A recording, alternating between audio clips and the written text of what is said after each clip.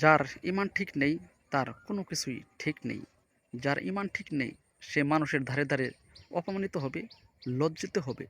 চুপ্পু সাহেব, আপনি বিগত স্বৈরাচার শেখ হাসিনার আমলে রাষ্ট্রপতি ছিলেন। স্বৈরাচার শেখ হাসিনার আমলে রাষ্ট্রপতি যখন ছিলেন আপনি বলছেন বিএনপি খারাপ। এখন বিএনপির আমলে আপনি রাষ্ট্রপতি, এখন আপনি বলতেছেন আওয়ামী লীগ খারাপ। চুপ্পু সাহেব, স্বৈরাচার শেখ হাসিনার আমলে আরেকজন রাষ্ট্রপতি ছিল আব্দুল হামিদ সাহেব।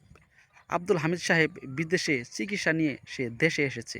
তার আত্মবিশ্বাস ছিল দেশের মানুষকে আমি কখনো কোনো খারাপ কিছু করি নাই, দেশের মানুষের জন্য ভালো কিছু ছাড়া খারাপ কিছু করি নাই। ডক্টর আব্দুল হামিদ সাহেব বিদেশে চিকিৎসা নিয়ে দেশে এসেছে। দেশের মানুষ তাকে এখনও ভালো বলে, আমরাও ভালো বলি।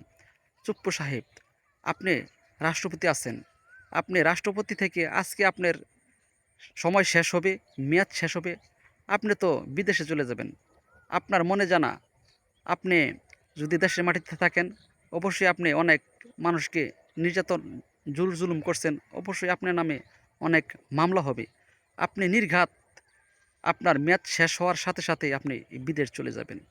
চুপ্পু সাহেব, আপনার এখনও সময় আছে, আপনি সজ্ঞানে স্বইচ্ছায় আপনি পদত্যাগ করেন, না হলে আপনারও অনেক খারাপ আছে সামনে।